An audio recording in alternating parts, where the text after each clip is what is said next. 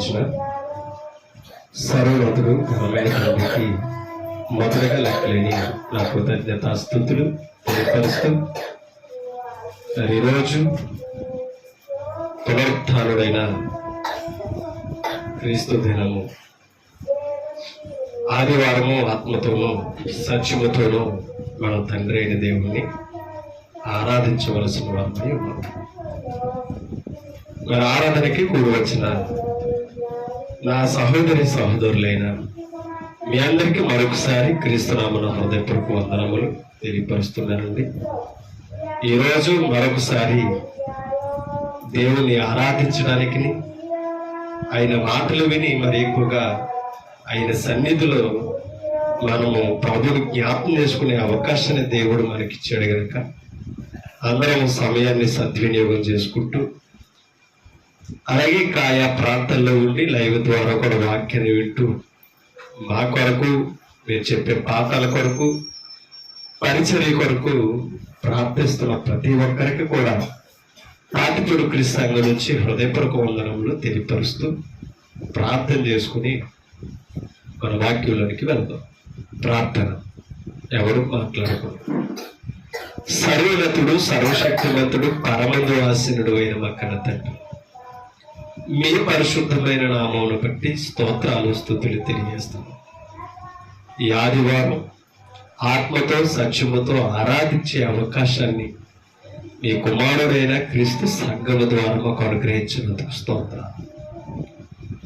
మీ కుమారుల రక్తములో మమ్మల్ని తండ్రి కడిగి పరిశుద్ధపరిచి నీతిమంతులుగాను నిర్దోషులుగాను తండ్రి మీ రాజ్యములో మమ్మల్ని చేర్చినందుకు స్తోత్రాలు.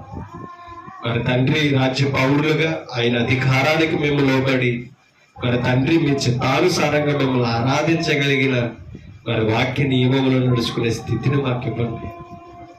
ఎంతో మంది తండ్రి మరి దేవుడు ఎవరో తెలియకుండా బ్రతుకుతున్నారు. వాస్తవమైన జీవితం ఏంటో గుర్తించకుండా లోకాన్ని అనుసరిస్తున్నారు అపవాది. అలా ఎందరో మమ్మల్ని కూడా మోసం చేసినప్పటికీ మీ కుమారుడైన క్రీస్తు వాక్యము ద్వారా మమ్మల్ని అందరినీ తండ్రి పిలిచి బాప్తిసం ద్వారా మా బ్రతుకులు మార్చి ఈరోజు మీ కుమారులుగా కుమార్తెలుగా తండ్రి మేము పాప క్షమాపణ ద్వారా తీర్చబడి మిమ్మల్ని ఆరాధించి మరి భాగ్యాన్ని మొక్కిచ్చారు. ఇంకా చాలా మంది తండ్రి సత్యము తెలియక, వాక్య విలువలు తెలియక తండ్రి అబద్ధములో బ్రతుకుతూ మనుషులు కల్పించిన పద్ధతుల్లో నడుస్తూ తండ్రి మీ వాక్యానికి భిన్నంగా బ్రతుకుతున్న వారిని మేము చూస్తున్నాం. అట్టి వారు కూడా మీ లేఖలను బట్టి సత్యాన్ని గ్రహించుకుని అబద్ధాన్ని విడిచిపెట్టి వాక్యానుసారంగా మిమ్మల్ని ఆరాధించుకునే అవకాశాన్ని కల్పించుకున్నారు. ఈరోజు మేము మాట్లాడే వాక్యము ద్వారా తండ్రి మీరే మాకు ఏమవసరమో బోధింప చేయండి. మీ పరిశుద్ధాత్మ సహాయములు సహకారాన్ని మాకే ఉంటాయి. అసత్యం అబద్ధం మా నోటును రాకుండా, మరి ముఖ్యంగా మీ వాక్యాన్ని కలిపి చెరిపే తండ్రి అతిశయం మాలో లేకుండా తగ్గించుకుని మీదుట బ్రతుకుతూ వినయ విధేయతలతో తండ్రి మీ బోధకు చెవియొక్కి వింటున్న వాక్యాన్ని మా హృదయంలో పదిలపరుచుకుని తండ్రి మీకు వ్యతిరేకమైన గుణాలను తండ్రి సరిదిద్దుకునే భాగ్యాలు దయచేస్తారని ఆయా ప్రాంతాల నుండి మీ వాక్యాన్ని వింటున్న సహోదరి సహోదరులందరినీ కూడా దీవించమని యేసుక్రీస్తు పరిశుద్ధ నామమున ప్రార్థన అడుగుచున్నాము తండ్రి, ఆమేన్. విలువైన దేవుని సంగతులు మనం నేర్చుకోవడానికి ప్రయత్నించాం. పరిశుద్ధ గ్రంథంలో మనకి ఎన్నో మాటలు కనపడుతున్నాయి. యేసుక్రీస్తు వారు మన స్థితులను ఎరిగినవారు. మన జీవితాలు ప్రభు దగ్గరికి రాకముందే మన జీవితాలు ఎటువంటివో యేసుక్రీస్తుకి తెలుసు. కనుక ఆయన మాటలు వింటున్నాం మనం, ఆయన వాక్యాన్ని నేర్చుకుంటున్నాం మనం మార్చుకోవాల్సిన అవసరత నా మీద ఉంది. ఒక మాటని మనం చదువుకొని పాఠంలోనికి వెళ్తాం. మత్తయి సువార్త 23వ అధ్యాయంలోనికి మనం వెళ్దాం. 23వ వచనాన్ని మనం చదువుతాం. అయ్యో వ్యాసవారులైన శాస్త్రులారా, పరిచయులారా, అంటే శాస్త్రుల్ని పరిచయుల్ని ఉద్దేశించి మాట్లాడతాడు. ఎందుకంటే ధర్మశాస్త్రాన్ని నేర్పించవలసిన వారు, బోధించవలసిన వారు వారే గనక వారిని హెచ్చరించాడు. ఇవాళ సేవకులు కూడా హెచ్చరింపబడాలి ప్రభు వాక్యం ద్వారా. ఎందుకంటే బోధించేది మేమే గనక, మేము బోధించే వాక్యమును బట్టి మీరు అనుసరిస్తారు గనక చెప్తున్నాడు. శాస్త్రులారా, పరిచయులారా, మీరు పుదీనాలోను, సోపులోను, జీలకర్రలోను, చూడండి ఏమవుతుందట, 10వ భాగం దేవుడికి తీస్తున్నారట. దేంట్లో? పుదీనాలోను, సోపులోను, జీలకర్రలోను. అంటే ఆనాడు వారికి పంట ఏదైతే ఉందో దానిని ఏం చేస్తున్నారట, 10వ వంతు తీసి ఎవరికి ఇస్తున్నారట? దేవునికి ఇస్తున్నారా? వంతు చెల్లించి ధర్మశాస్త్రములో ప్రధానమైన విషయములను అనగా న్యాయమును, కనికరమును, విశ్వాసమును విడిచిపెట్టింది. మీకు అర్థమైందా? వేటిని విడిచిపెట్టారట? న్యాయాన్ని విడిచిపెట్టారట, కనికరాన్ని విడిచిపెట్టారట, విశ్వాసముని విడిచిపెట్టేశారట. ఈ 3 విడిచిపెట్టి 3 చెల్లెత్తున్నారు. ఏంటి? పుదీనా, సోపులోను, జీలకర్రలోను. అంటే వీరు అనుకుంటున్నారు అంటే మాకు దేవుడు అభివృద్ధి చేసిన వాటిలో మేము ఇచ్చేస్తున్నాం కదా చాలు అని అనుకున్నారట. ప్రభు హృదయాలు ఎరిగిన వాడు కనుక ఆయన చెప్తున్నాడు, మీరు అర్పణ ఒకటే ఇవ్వడం కాదు, మీరు అర్పణ ఒకటే ప్రభుకి ఇవ్వడం కాదు, ఏం చేయాలి? న్యాయమును, కనికరమును, విశ్వాసమును కూడా ఏం చేయాలి? కలిగి అనుసరించాలి. మీరు ఎన్ని చేసినా న్యాయంగా బ్రతకకపోయినా, కనికరము చూపవలసిన వారి మీద కనికరము చూపకపోయినా, దేవుని పట్ల విశ్వాసాన్ని కోల్పోయినా మీరేమిచ్చినా నిష్ప్రయోజనం. అది యేసు ప్రభు చెప్తున్నాడు. అది నన్ను అయ్యో అన్న పదం వాడు. మీరు చేయవలసింది మానేశారు, చేయకూడనివి చేస్తున్నారు. అందుకని ప్రభు కింద ఇంకో మాట అన్నాడు, ఏమని? వేటిని 10వ వంతు ఏదైతే చెల్లించాలో అవి మానకుండా వేటిని చేయాలి? న్యాయమును, కనికరమును, విశ్వాసమును అనుసరించాలి, అవి చెయ్యాలి. అంటే దీన్ని బట్టి అర్థమవుతుంది మనం ఇచ్చే కానుక ప్రాముఖ్యమే, మనం చేయవలసిన భక్తి కూడా ప్రాముఖ్యమే. మనం ఏమనుకున్నామంటే అన్నీ ఇస్తున్నాం కాబట్టి విశ్వాసంలో ఎలా ఉన్నా పర్లేదు, అవునా? నేను ఇవ్వాల్సిన కానుక దేవుని సన్నిధికి వెళ్ళిపోయింది కాబట్టి, పంపించాను కాబట్టి నేను వెళ్ళకపోయినా పర్లేదు అన్న పరిస్థితికి మనం రాకూడదట. కాబట్టి మనం ఇవ్వాల్సినవి ఇవ్వాలి, మనం చేయవలసినవి చెయ్యాలి. అవి ఇవి కూడా చాలా ప్రాముఖ్యం. ఒకసారి ప్రసంగి గ్రంథంలోనికి వెళ్తాం. ప్రసంగి గ్రంథంలోనికి మనం వెళ్తాం. ప్రసంగి గ్రంథం 5వ అధ్యాయం. మరొకసారి ఆ మాటలో మనం పరిశీలన చేద్దాం. మొదటి వచనాన్ని చదువుతాం. చూడండి, నేను చదువుతాను. నీవు దేవుని మందిరములకు పోవునప్పుడు. ఆనాడు ఇశ్రాయేలుతో ఈ జ్ఞాని అయిన సొలొమోను చెప్తున్నాడు. ఈనాడు మనము కూడా అది మనసులోకి తెచ్చుకోవాలి, అవునా?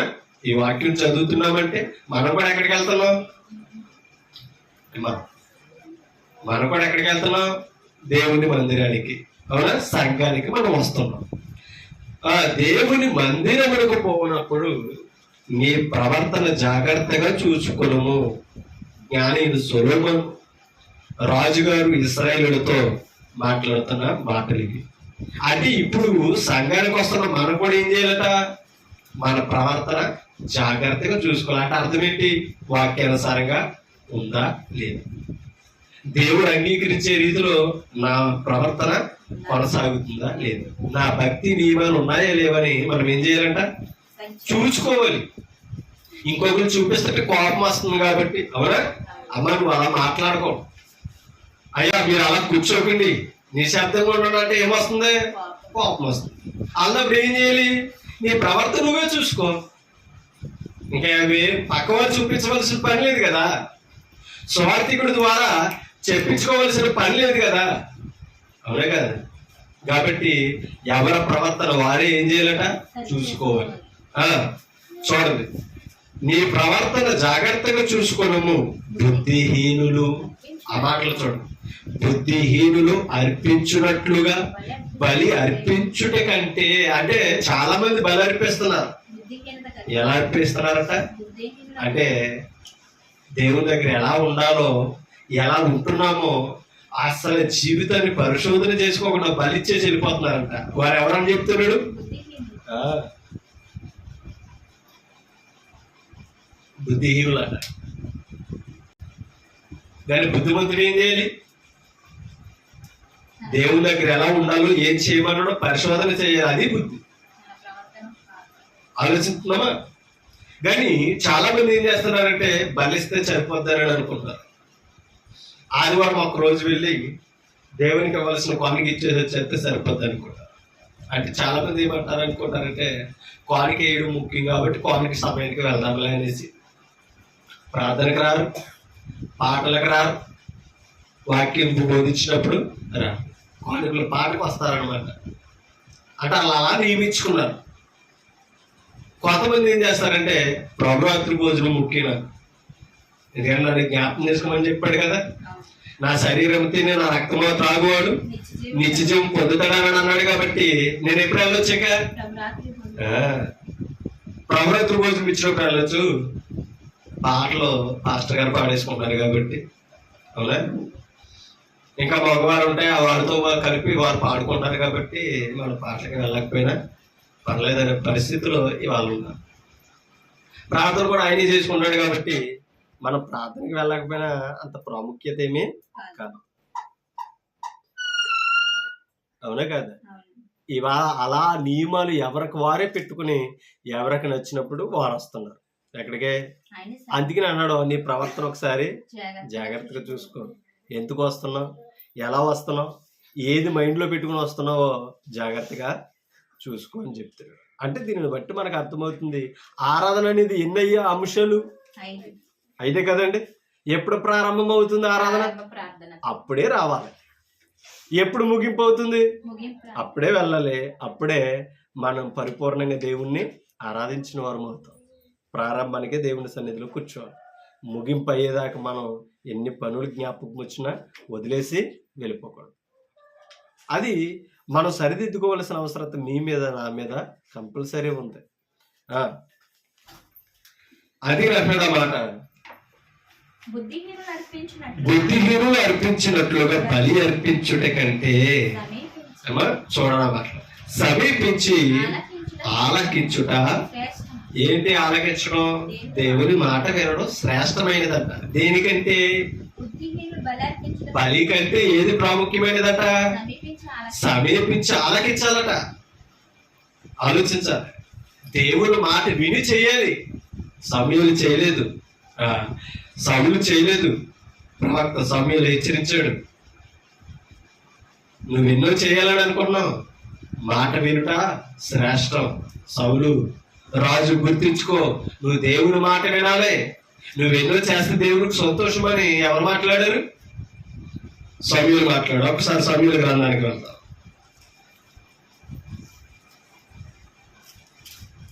మొదటి సమూయేలు గ్రంథం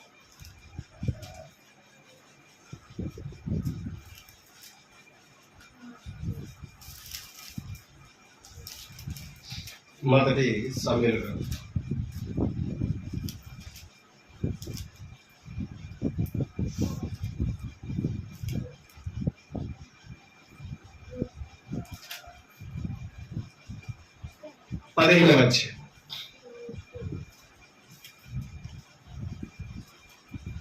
మొదటి సమూయేలు గ్రంథం 15వ అధ్యాయం 22వ వచనం చదువుతాం. అందుకు సమూయేలు తాను సెలవిచ్చిన, అంటే దేవుడు సెలవిచ్చిన ఆజ్ఞను ఒకడు గైకొనుట వలన యెహోవా సంతోషించినట్లు. అంటే ఆజ్ఞను గైకొంటే ఎవరు సంతోషిస్తున్నారు? అదే ఆయన మాట. ఆయన మాటలే ఆయన ఆజ్ఞలు. ఇప్పుడు ఆయన మాటలను ఏం చేయాలట?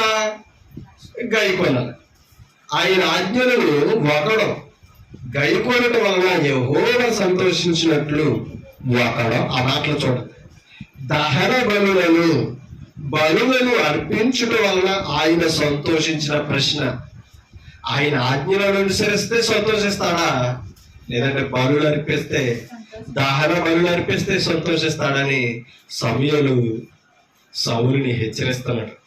ఎందుకు తెలుసా? మాట చదువుతాం. ఆలోచించము, బలులు అర్పించుట కంటే, ఆ మాట చూడండి, బలులు అర్పించుట కంటే ఆజ్ఞలు గైకొనుటయు, పొట్టేల క్రొవ్వు అర్పించుట కంటే మాట వినుటయు శ్రేష్టం. దేవుడి దగ్గర ఏది శ్రేష్టమైనదో అదే ముఖ్యం. మనం ఇచ్చే వాటన్నిటికంటే ప్రథమమైనది ఏదంటే ఆయన మాట వినాలి, ఆయన ఆజ్ఞలను అనుసరించాలి. ఎందుకు తెలుసా? ఆయన మాట ఎందుకు వినాలి తెలుసా? ఆయన మాట వింటే ఏం చేస్తున్నాం, ఎందుకు చేస్తున్నామో అర్థమవుతుంది. అవునా? ఆయన మాట వినకుండా చేసేమనుకో అసలు ఎలా చేస్తానో, ఏ విధంగా చేస్తానో మనసులో పెట్టడం. అందుకని అన్నాడు, ఇప్పుడు మాట వినాలా, ఆజ్ఞను అనుసరించాలా, బలులు అర్పించాలా? చెప్పండి. మాట వింటే శ్రేష్టం. ఆలోచించి. అందుకనే ఆయన ఆజ్ఞను కైకుంటే ఆయన సంతోషం తప్ప, కానీ బలులు అర్పిస్తే సంతోషం. కానీ ఆయన మాట విని చెయ్యి. బలులు అర్పించినా, దహన బలులు అర్పించినా, 10వ భాగం ఇచ్చినా ఏం చేయాలి? నువ్వు ఆయన మాట విని చెయ్యాలి, ఆయన ఆజ్ఞలను అనుసరించి చెయ్యాలి, ఆయన మాటను ఎదిరించు కాదు. అందుకనే ఆజ్ఞలు గైకొనుటయు, ఆలోచించుము, బలులు అర్పించుట కంటే ఆజ్ఞలు గైకొనుటయు, పొట్టేల క్రొవ్వు అర్పించుట కంటే మాట వినుటయు శ్రేష్టము. మాట వినుటయు శ్రేష్టం. కాబట్టి దేవుని వాక్యం వినేవారుగా మనం ఉండాలి. కింద అంటున్నాడు, తిరుగుబాటు చేయుట, సోది చెప్పుటయను పాపముతో సమానం. ఏం చెప్పుట కాదండి, సోదే. అవునా? తిరుగుబాటు చేయడం మీ దేనితో సమానం అంట? సోది చెప్పడం. సోది చెప్పడంతో సమానం అంట. ఏం చేయడు? తిరుగుబాటు. తిరుగుబాటు అంటే అర్థం ఏంటి? ఆయన మాట వినవాడు తిరుగుబాటు చేస్తాడు. ఎలాగా? ఆయనకి నచ్చనది చేస్తున్నాడు సంఘానికి వచ్చి. అవునా? ఆయన సంఘంలో ఆయనకి నచ్చినట్టుగా ప్రవర్తిస్తున్నాడు. నేను ఎలాగా ఉంటానండి? అవునా? ఇప్పుడు సంఘానికి వచ్చినప్పుడు సంఘం ఎలా ఉండాలని చెప్పాడు? కాదండి, సహోదరులు ఐక్యత కలిగి ఉండాలి. అవునా? సహోదరులు ఎలా ఉండాలట? ఐక్యత కలిగి ఉండాలి. నేను ఇలాగే ఉంటాను, నన్ను ఎవరు ఇచ్చరచ్చకండి, నాకు చెప్పకండి అని అనకూడదు. ఎవరో సహోదరి అయినా సహోదరుడైనా సరే. ఎందుకంటే సంఘం అంతా కలిస్తే ఒకటే శరీరం. నేను నా ఇష్టం వచ్చినట్టు ఉంటాను, మీరు మీ ఇష్టం వచ్చినట్టు ఉంటానంటే క్రీస్తు ఒప్పుకునేవాడు కాదు. మనందరం క్రీస్తుకు నచ్చినట్టుగా ఉండాలి, క్రీస్తు చెప్పినట్టుగా చేయాలి. ఎందుకంటే సంఘము ఆయన భార్య, సంఘము ఆయన సొత్తు. అవునా? మన సొత్తును మనకు వచ్చినట్టుగా కాపాడుకుంటాం, ఆయన సొత్తు ఆయనకి నచ్చినట్టుగా ఉండాలి. కాబట్టి మన ఇష్టం వచ్చినట్టు సంఘంలో ప్రవర్తించడానికి క్రీస్తు ఒప్పుకునేవాడు కాదు. ఆనాడు పితరులు కూడా ఒప్పుకోలే. కాబట్టి మనం ఎలా ఉంటున్నాం అనేది ఒకసారి గుర్తించవలసిన వారమై నేను. అందుకనే తిరుగుబాటు చేయడం సోది చెప్పుతో సమానం. అవునా? అంటే కొన్నిసార్లు ఎన్ని కారణాలు చెప్పుకుంటున్నాము, అవన్నీ కూడా దేవుని దృష్టికి ఎలా కనబడుతున్నాయి? సోదే. నువ్వు ఎందుకు మానేసావు, ఎందుకు లేట్ అయింది, ఎందుకు వచ్చావు, అవన్నీ వద్దు. సమయాన్ని గుర్తించి రావాలంతే.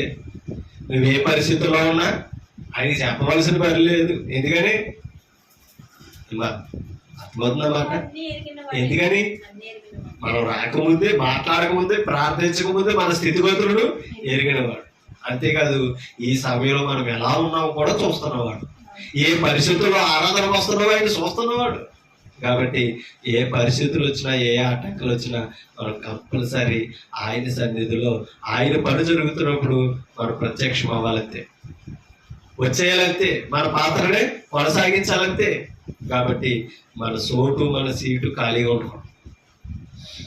అందుకే మాట అంటున్నాడు, తిరుగుబాటు చేయుట, సోది చెప్పుటయను పాపముతో సమానము. మూర్ఖతను. దానివల్ల ఏమాగా ఆగబడుతున్నావట. దేనిని బట్టి తిరుగుబాటు జరుగుతుంది అనుకున్నారో? మూర్ఖత్వంగా ఉండకూడదు. మన మూర్ఖత్వాన్ని తొలగించుకోవాలి. వాక్యం వింటున్నప్పుడు వినలేదనుకో, అది ఎలా దేనితో సమానమాట? మూర్ఖత్వంతో. మూర్ఖత్వం ఉన్నది కాబట్టి వాక్యాన్ని వ్యతిరేకిస్తాం, సంఘానికి వ్యతిరేకంగా నిలబడతాం. అన్నప్పుడు సంఘ సభ్యులు ఎలా మాట్లాడతారు మనతో, ఎలా ప్రేమతో ఉంటారు మనతో. కాబట్టి కొన్నిసార్లు మన ప్రవర్తన మనం గుర్తించుకోవాల్సిన వారమే. అందుకనే నువ్వు దేవుని మందిరానికి వెళ్ళినప్పుడు నీ ప్రవర్తన ఎలా ఉందో నువ్వే ఆలోచించుకో. కలు చదువుతూ మూర్ఖతను అగపరచుట మాయా విగ్రహము, ఆ మాట చూడండి, మూర్ఖతను అగపరచుట మాయా విగ్రహము గృహ దేవతలను పూజించుటతో సమానం. ఎంత పాపమండి. కాబట్టి అందుకని మనం దేవుడి సంఘంలో ఎలా ఉండకూడదు? మూర్ఖుల్లా ప్రవర్తించకూడదు. సువార్తికుడు చెప్తున్నప్పుడు మన వాక్యం దేవుని దాన్ని గుర్తించి విడిచిపెట్టాలి. గాయం కలిగినప్పుడు దేవుడు నన్ను ఈరోజు ఈ వాక్యం ద్వారా హెచ్చరించాడు, నేను వదులుకోవాలి, నేను మానుకోవాలి. కాబట్టి దేవుడు నన్ను ముందుగానే మేలుకొల్పాడు, నేను సరిదిద్దుకోవాలని మనం వినయముతో విధేయతతో ఏం చేయాలి? మారాలి, మార్చుకోవాలి, మారాలి. అంతే తప్పగాని మూర్ఖత్వంతో తిరుగుపడుతూ ఉండి దేవుని ఎదుట మనం పాపులు కాకూడదు. అలాగే అయ్యాడు ఎవరో రాజు. ఎవరితో చెప్తున్నాడు తెలిసి మాటలో? సౌలు రాజుతో. ఇశ్రాయేలుకు మొదటి రాజు అనమాట. రాజు తప్పు చేస్తేనే విడిచిపెట్టలేదంటే సామాన్యమైన ప్రజలను వదులుతాడంటారా దేవుడు? కాబట్టి రాజు అయినా, ప్రవక్త అయినా, న్యాయాధిపతి అయినా, మరొకరైన దేవుని దగ్గర లెక్క ఉండదు. ఆయన మాట వినిగిపోతే విడిచిపెట్టేవాడు కాదు, అది గుర్తించాలి. అందుకని అన్నాడు, మూర్ఖతను అగపరచుట మాయా విగ్రహ గృహ దేవతలను పూజించుటతో సమానం. కాబట్టి విగ్రహారాధన చేసిన వారుగా మనం ఉండకూడదు. ఎందుకు తెలుసా? మూర్ఖత్వంతో ఉన్న వాక్యానుసారంగా బ్రతకం. చెప్పినది మనం చెయ్యి, మనకు నచ్చినది చేస్తాం. మరి మనకు నచ్చినది ఆరాధన ఎలా అవుతుంది? అవునా? దేవుడు చెప్పిన విధంగా, వాక్యం కోరిన విధంగా చేస్తే ఆరాధన అవుతుంది తప్ప. కానీ మీకు నచ్చినట్టుగా మీరు, మాకు నచ్చినట్టుగా మేము చేస్తే అది ఆరాధన అవుతుందా? మాకు ఎలాగే తెలుసునండి, మేము ఎలాగే చేస్తామండి. పోలండి, మీకు తెలుసు కదా, మీరే చేసుకోండి. మీ విశ్వాసం మీది, మా విశ్వాసం. ఎన్ని విశ్వాసాలు ఉన్నాయండి బైబిల్లో? అవునా? విశ్వాసం ఒకటే అన్నాడా లేదా? చూడండి ఒకసారి ఎఫెసీ పత్రిక వెళ్దాం. ఎఫెసీ పత్రిక 4వ అధ్యాయం 4వ వచనం.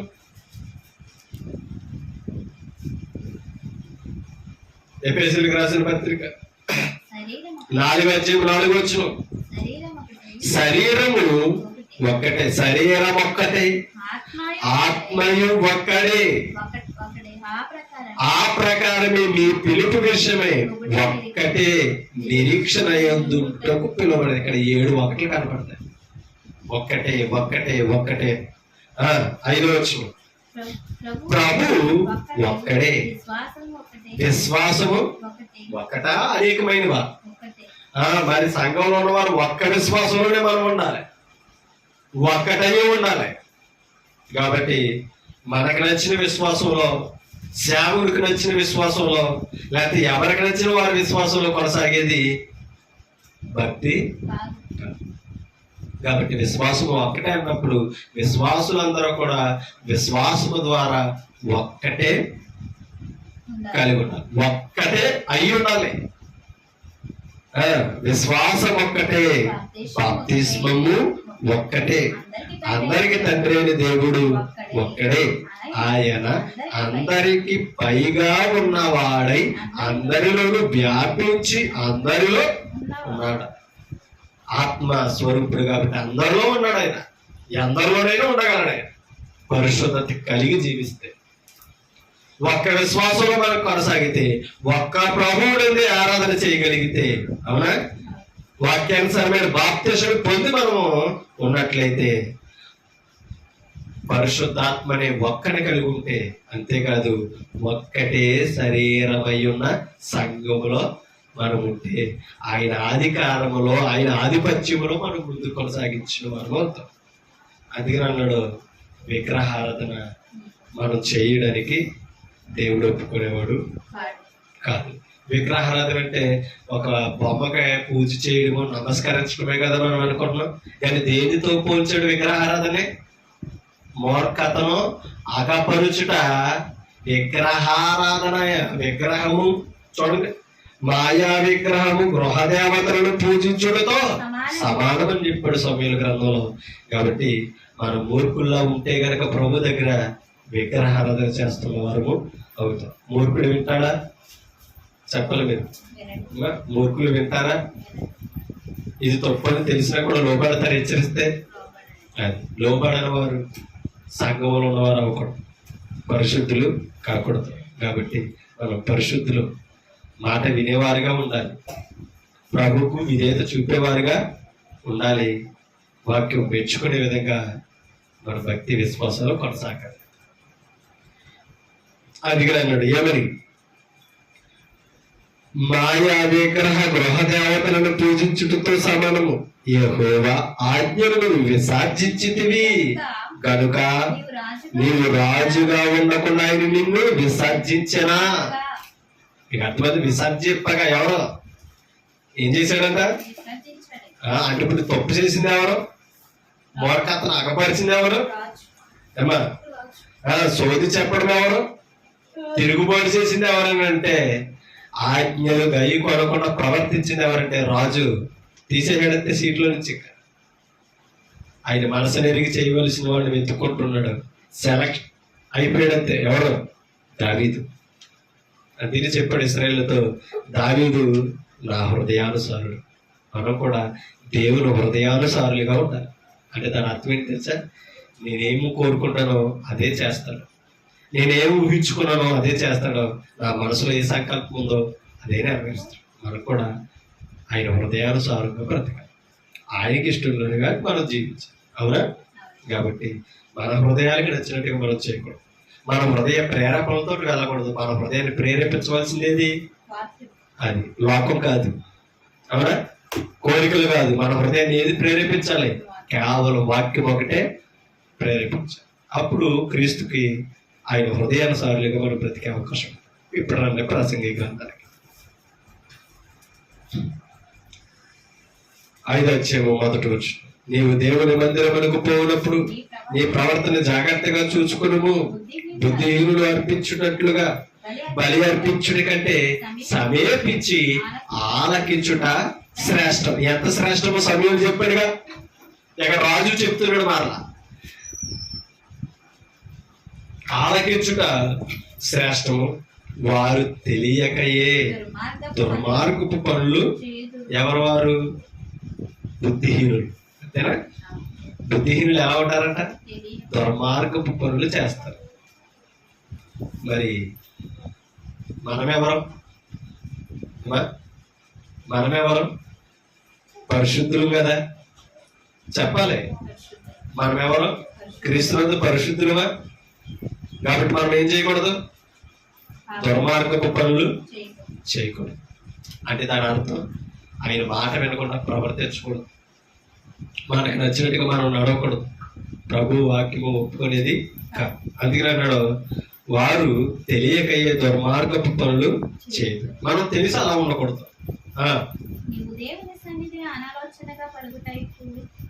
నీవు దేవుని సన్నిధిని అనాలోచనగా పలుకుటకు నీ హృదయమును త్వరపడకూడదు. అంటే కంగారు పడకూడదు, అనాలోచనతో మాట్లాడకూడదు దేవుని సన్నిధిని. అందుకని అన్నాడు చూడు, నీవు దేవుని సన్నిధిని అనాలోచనగా పలుకుటకు, మాట్లాడడానికి నీ హృదయమును త్వరపడనీయక నీ నోటిని కాచుకొమ్ము. ఎంత జ్ఞానం అండి! ఆవేశంగా మాట్లాడకూడదు. సంఘంలో ఆలోచించాలి, నేను పరిశుద్ధుని, నా ముందున్న వారు పరిశుద్ధులు. సంఘం అంటే దేవుని పిల్లలు. జాగ్రత్తగా మాట్లాడాలి, తూచి మాట్లాడాలి, తప్పు జారి మాట్లాడకూడదు, నోరు జారి విడవకూడదు. అందుకని అన్నాడు, నీ నోటిని కాచుకొమ్ము. దేవుడు ఆకాశమంతున్నాడు. నీ ముందున్నవాడు చిన్నవాడైనా నువ్వు ఎక్కడికి వచ్చావు, ఆయన ఎక్కడ ఉన్నాడట? ఆకాశమంత ఎత్తులో ఉన్నాడు. అక్కడుండి నరులను ఏం చేస్తున్నాడా? భూమి మీద నరులను దృష్టిస్తున్నాడు. ఇంకేం చేస్తున్నాడు? ఆయన నేత్రములు లోకమంతా సంచారం చేస్తున్నాయి. ఎంత కింద చదువు. దేవుడు ఆకాశమందున్నాడు, నీవు భూమి మీద ఉన్నావు, కావున నీ మాటలు కొద్దిగా ఉండాలి తప్ప నువ్వు గొప్పగా ఉండకూడదు, పెద్ద పెద్ద మాటలు మాట్లాడకూడదు. దేవుడి దగ్గర తగ్గించుకుని మాట్లాడాలి. నువ్వు ఎంత తగ్గించుకోవాలనుకున్నావో నీ మాటలో అంత తగ్గింపుగా ఉండాలి. నువ్వు ఎంత తగ్గించుకుంటావో హెచ్చించేవాడు ఆయన. నువ్వు ఎంత తక్కువగా మాట్లాడతావో నీ నోటికి జ్ఞానం ఇచ్చేవాడు ఆయన. కాబట్టి బుద్ధిహీనులు అర్పించినట్లుగా మనం అర్పిస్తే ఆనాడు శాస్త్రులు పరిచయాలను ఎలా హెచ్చరించాడు ప్రభు, ఈనాడు కూడా మనకే ఆ మాటలు గుర్తు చెబుతున్నాయి, బాధ కలిగిస్తున్నాయి. కాబట్టి నేను సేవకుని విర్రవేయకూడదు, నేను సేవకుని నేను ఏం మాట్లాడినా చెల్లిపోతాను నేను అనుకోకూడదు. అవునా కదంటారా అమ్మా? సేవకులు అనుకోకూడదు నేను సేవకుని ఏమన్నా పడాలి మీరు కూర్చొని ఇనివారని అని అనుకోకూడదు. ఎందుకంటే సేవకుడు విశ్వాస కంటే గొప్పడేం కాదు, కాకపోతే వాక్య ప్రకటించే స్థానం ఇచ్చాడంతే. అవునా? మనం అందరం ప్రభుకి సమానులమే, సహోదరులమే. ఎక్కువవారు తక్కువవారు ఎవరు లేరు ప్రభు దగ్గర, అందరూ సమాన వరం కలిగిన వారమే. కాబట్టి కానీ చెప్పే స్థానం ఉన్నప్పుడు, నేర్పించే స్థానం ఉన్నప్పుడు కూర్చుని వారు కొద్ది గౌరవం ఇవ్వాలన్నదే ఆలోచన. అంతే తప్పకని నా మాకంటే గొప్పవాడు లేదంటే మీకంటే మేమే ఎక్కువ అని బోధించేవారు అనుకోకూడదు.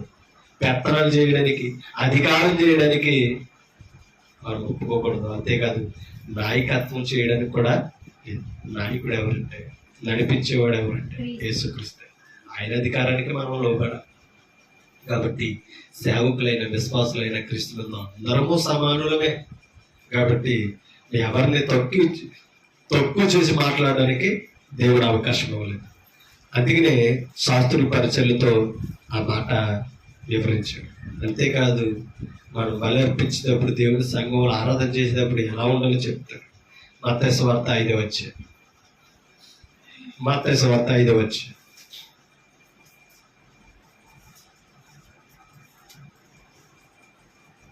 23వ వచనం. మత్తయి సువార్త 5వ అధ్యాయం 23వ వచనం. కావున నీవు బలిపీఠమునొద్ద, నీవంటే ఎవరైతే బలి అర్పించాలని దేవుడి దగ్గర ఒప్పుకున్నారో వారు, మొక్కుకున్నారో వారు, కావున నీవు బలిపీఠమునొద్ద అర్పణము అర్పించుచుండగా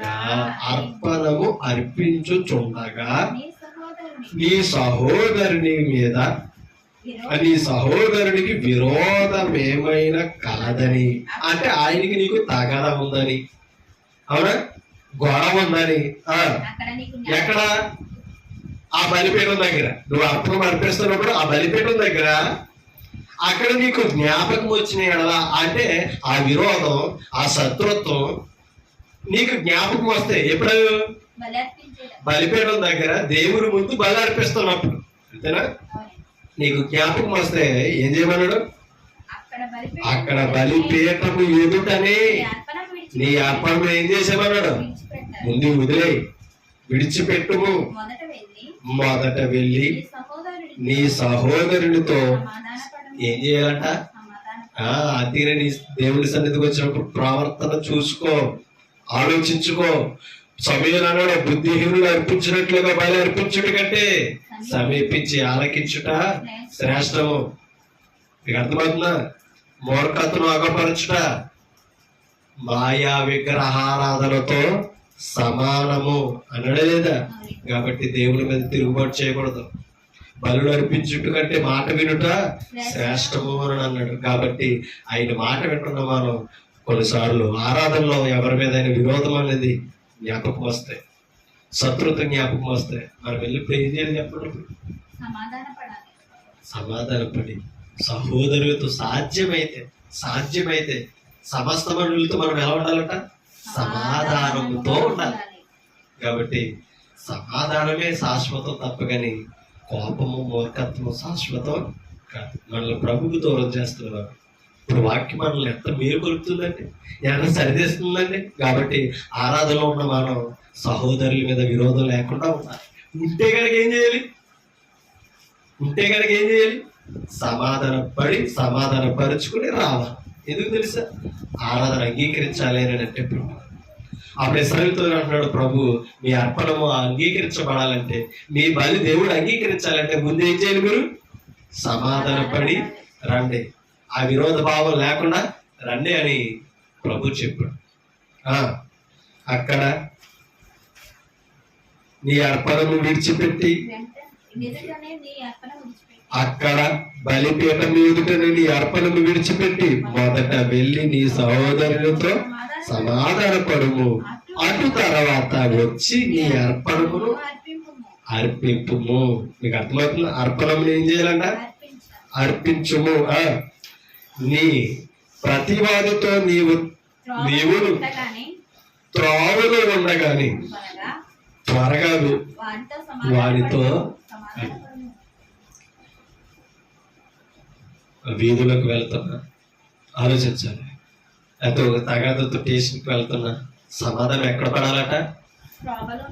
నీ ప్రతివాదితో, నీకు శత్రువుతో, వ్యతిరేకంతో నువ్వు త్రోవలోనే సమాధానం పడ్డావు అనుకో, అధికారుల దగ్గరికి వెళ్ళవలసిన పని లేదు, లేకపోతే సమాజంలో నిలబెట్టుకునే స్థానం నీకు రాదు. కాబట్టి ఎందుకు ఆ స్థానం వస్తుందంటే సమాధానాలు లేక, కుటుంబంలో భార్య భర్తలకి సమాధానం లేక, అత్త కోడలకి సమాధానం లేక, తండ్రికి పిల్లలకి, తల్లికి పిల్లలకి సమాధానం లేకే ఏమొస్తున్నాయంటే ఇవాళ తగాదాలు వస్తున్నాయి.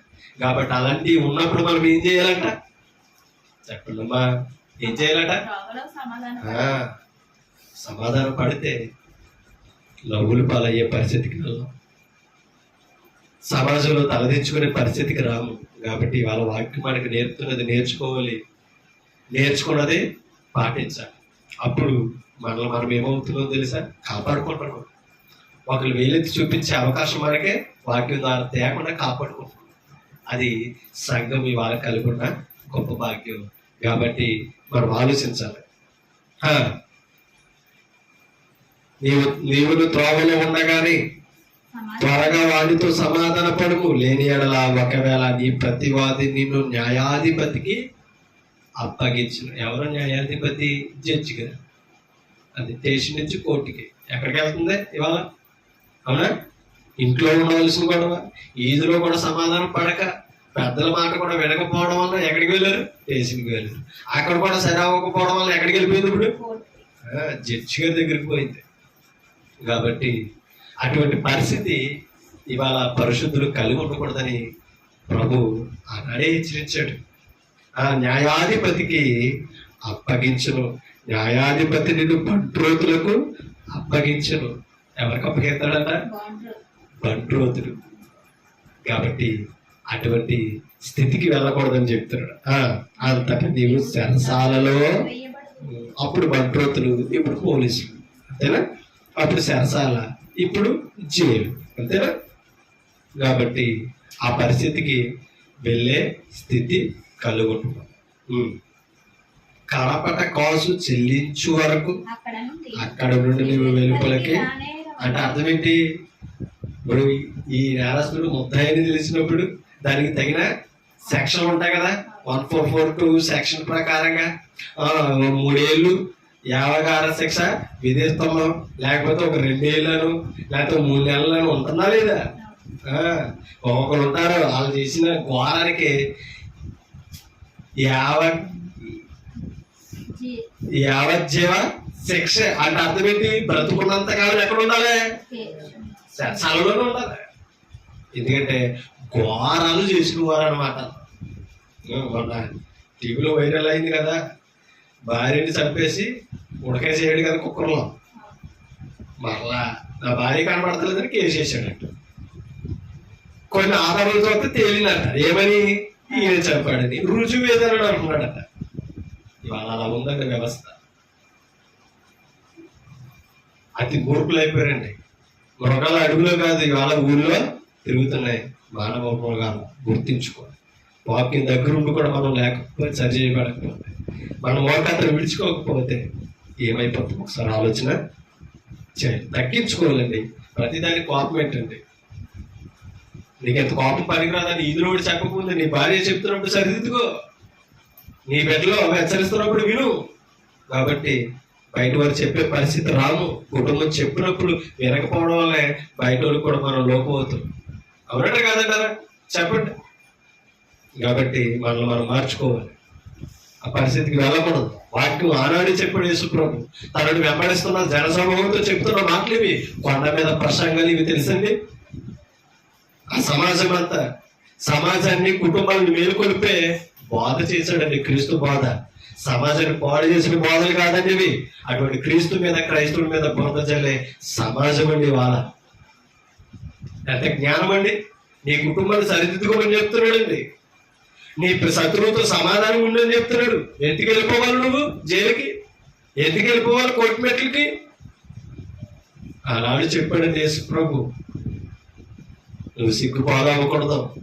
మరి ముఖ్యంగా దేవుని దగ్గరికి వెళ్ళినప్పుడు నీ ప్రవర్తన అంగీకరించబడకుండా ఉండాలి అంటే కంపల్సరీ నీకు శత్రువులు ఎవరున్నారు వారితో సమాధాన పరుచుకుని రా. అప్పుడు దేవుడు కూడా నిన్ను పూర్ణంగా మనసుతో అంగీకరిస్తాడు. నీ బలు అర్పిస్తే నిన్ను అంగీకరిస్తాడు. నువ్వు అర్పణగా అర్పించిన దాన్ని స్వీకరిస్తాడు. కాబట్టి కయ్యేరులను ప్రవర్తించుకో, కోపం తెచ్చుకోకు, మోకం చిన్నపుచ్చుకోకు. దేవుని దగ్గర హేబేలులా ఉండు, పూర్ణ హృదయంతో చేయి, సమర్పించు. అవునా కదా? కాబట్టి ఇవాళ పరిస్థితి సంఘములో పరిశుద్ధులు నేర్చుకోవాలండి. నేను ఇంటికాడ ఉన్నట్టు ఉంటాను, సమాజంలో బ్రతుకుతానంటే సంఘము సమాజం లాంటిది కాదు. సంఘము నీ ఇష్టం వచ్చినట్టు పెత్తనాలు చేసే కుటుంబం లాంటిది కాదు. పరిశుద్ధులు నివసించే స్థానం, దేవుని బిడ్డలు బ్రతికే స్థానము సంఘమైన అంటే. కాబట్టి సమస్త పరిశుద్ధులతో సమాధానంగా ఉండాలి. దేవుని ప్రజలకు తగినట్టుగా ప్రవర్తన నేర్చుకోవాలి. వాక్య ప్రవర్తన రుజువుపరుచుకోవాలి. అది మనకు రావాలి. కాబట్టి కడపటి కాసు చెల్లించు వరకు అక్కడ నుండి నువ్వు వెలుపలికి రాలేరని మీతో నిశ్చయముగా చెప్పుచున్నానని ప్రభు చెప్తున్నాడు. ఎందుకు అంటే ఆస్తులు కరిగిపోయినా, అవునా, పత్తాల మీద కేసు వేసుకొని ఆస్తులు కరిగిపోతాయి తప్ప కానీ కేసు అవతం. అవునా? ఇటు వేసినా అయినా అటు సంతకం పెడతానా ఇంకా ఆస్తులు అయిపోతాయి. అయినా ఏమవదా? కేసు అవదా. ఎందుకని? పంతం, నేను గెలవాలి. వాళ్ళిద్దరూ అండర్స్టాండింగ్ వచ్చి కూర్చొని మాట్లాడుకుంటూ మధ్యలో ఆయన బాగుపడతాం. అవునా?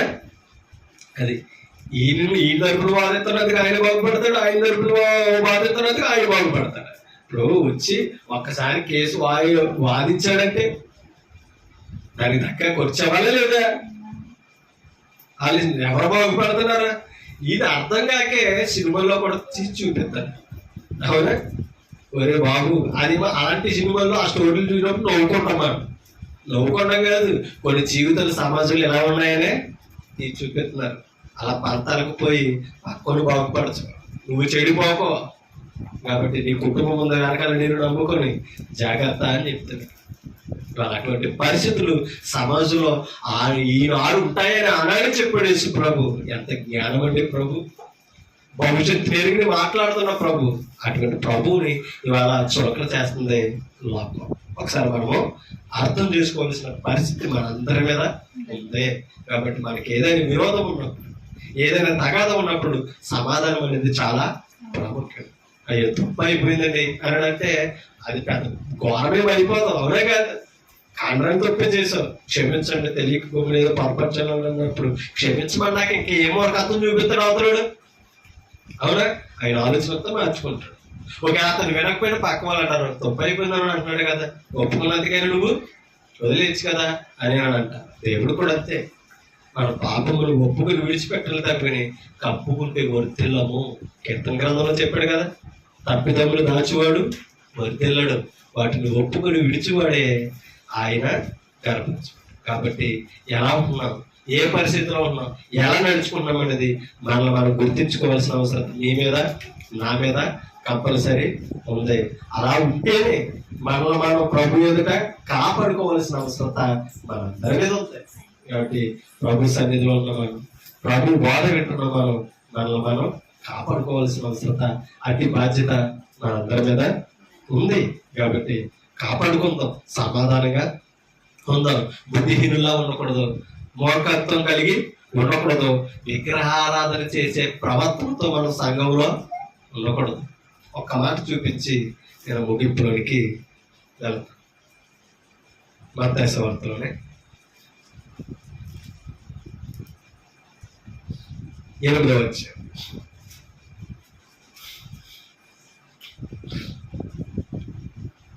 తీసారా? ఒక మాట 8వ అధ్యాయం 7వ వచనం చదువుతా. 8వ వచనం చదువుతా.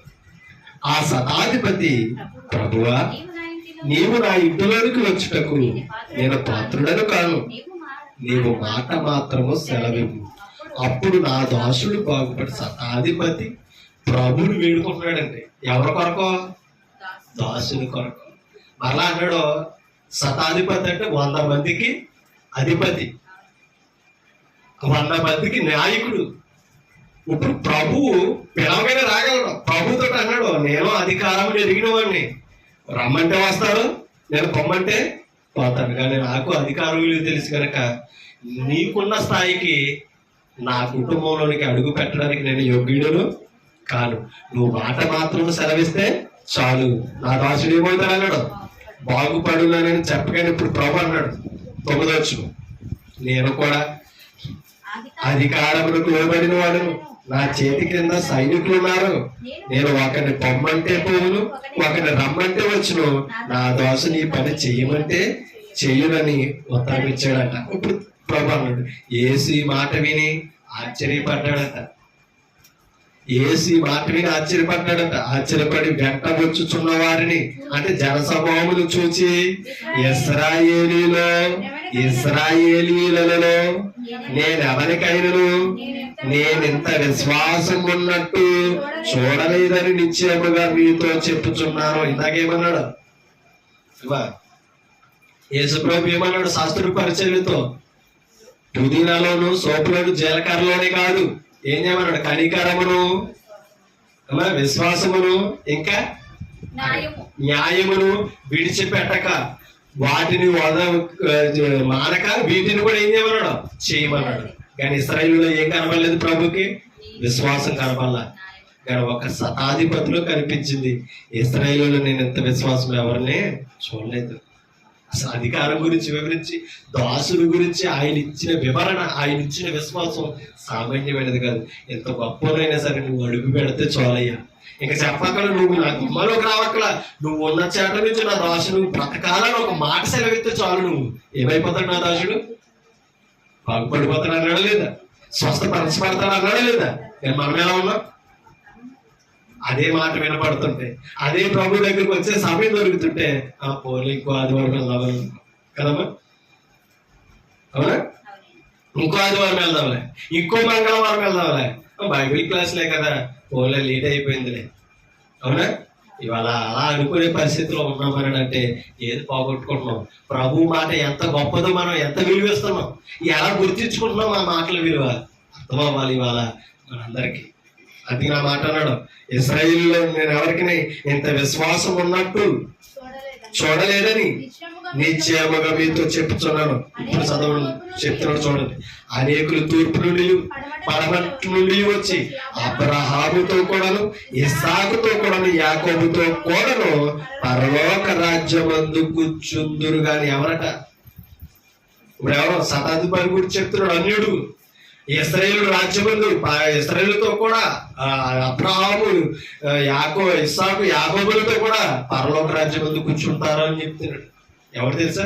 ప్రభునందు విశ్వాసం ఉంచుతాడు. విశ్వాసం పరలోక రాజ్యం ఎందుకు కూర్చుంటారు. కానీ రాజ్య సంబంధులు ఎవరు? రాజ్య సంబంధులు ఎవరు? అక్కడ పుట్టంకించాడు రాజ్యకుమారుడు. రాజ్య సంబంధులు, రాజ్యకుమారులు ఎవరు? ఇశ్రాయేలుడు. కానీ వారు పోగొట్టుకున్నారు, యేసుక్రీస్తును అంగీకరించుకున్నారు. రాజ్య సంబంధులు వెలుపటి చీకటిలోనికి త్రోయబడుదురు. ఎక్కడికి త్రోయబడుతురాట? వెలుపటి చీకటిలో. అంటే రాజ్యములో ఉండవలసిన వారు వెలుపటి వారు అవుతారు.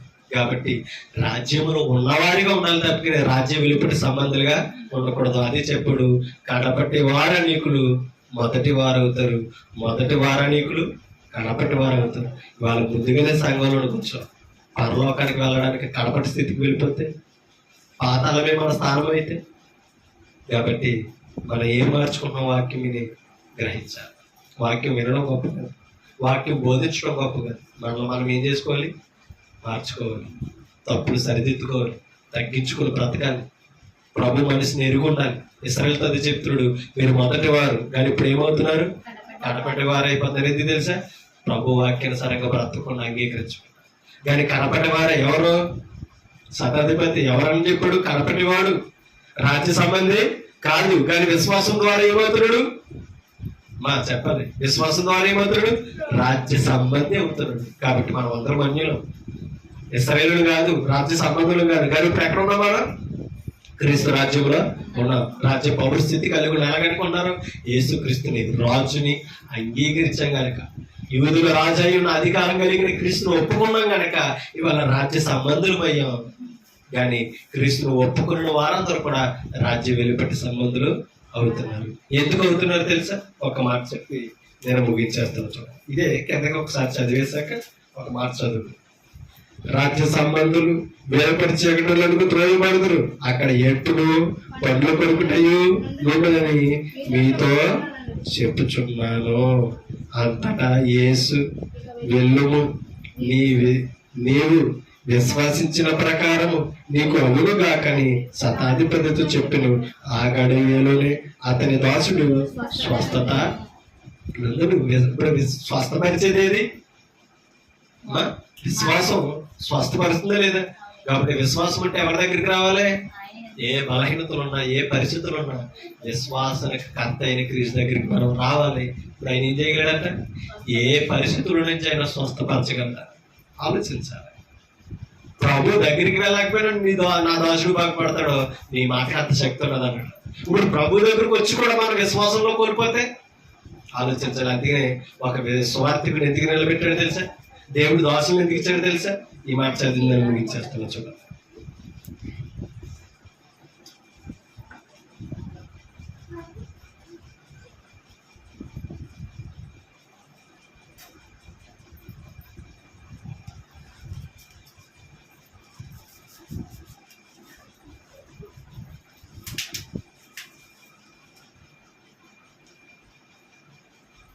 ఒకసారి 1 తెస్సలోనికీ పత్రిక 3వ అధ్యాయం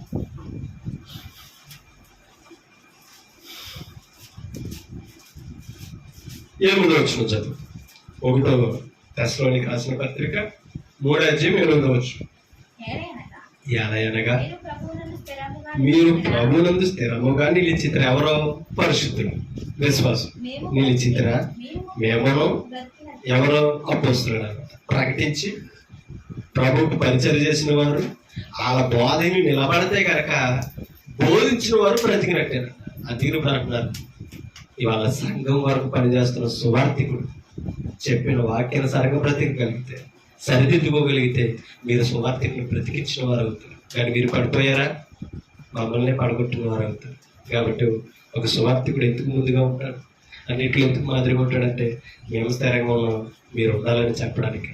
మీరు నిలబడితే మేము నిలబడినట్టే. అవునా కదా? 9 మేము మీ ముఖము చూడాలి. ఇప్పుడు మీ ముఖం చూసి మాట్లాడాలి. మీ ముఖం వెనకాల మాట్లాడకూడదు పక్క వారితో మేము. అవునా కదా? మీ ముఖము చూసి మీ విశ్వాసములో ఉన్న, అంటే ఇప్పుడు విశ్వాసంలో ఏమున్నాయి? పరిశుద్ధుల విశ్వాసంలో ఏమున్నాయి? లోపాలు ఉన్నాయి. ఇప్పుడు లోపం ఎలా తీర్చబడుతుంది? వాక్యం ద్వారా. ఒక సువార్థికుడు విశ్వాసంలో ఉన్న లోపం తొలగించాలంటే, విశ్వాసంలో ఉన్న లోపము తీర్చినట్లు అనుగ్రహించుమని రాత్రి పగల్లో అత్యధికముగా దేవుని వేడుక అంటే ప్రార్థిస్తున్నారు అనమాట. ఆ విశ్వాసంలో ఉన్న లోపమే వాక్యం ద్వారా ఎలా తీర్చాలో ఆ జ్ఞానం మాకు అందించారు. కాబట్టి విశ్వాసంలో లోపం ఉండకూడదు. ఓకేనా? లోపం లేని విశ్వాసంలో మనం ఉండాలి. విశ్వాసం ఉంటేనే ప్రభు దగ్గర మనం నిలబడగలం. విశ్వాసంలో లోపం ఉండకూడదు. అందుకని అన్నాడు, విశ్వాసం విడిచిపెట్టొద్దని అన్నాడు. అయ్యో అన్నాడు శాస్త్ర పరిచయాలతో. మీరు విశ్వాసమును, కనికరమును, ఇంకా న్యాయములు ఏం చేయొద్దన్నాడు?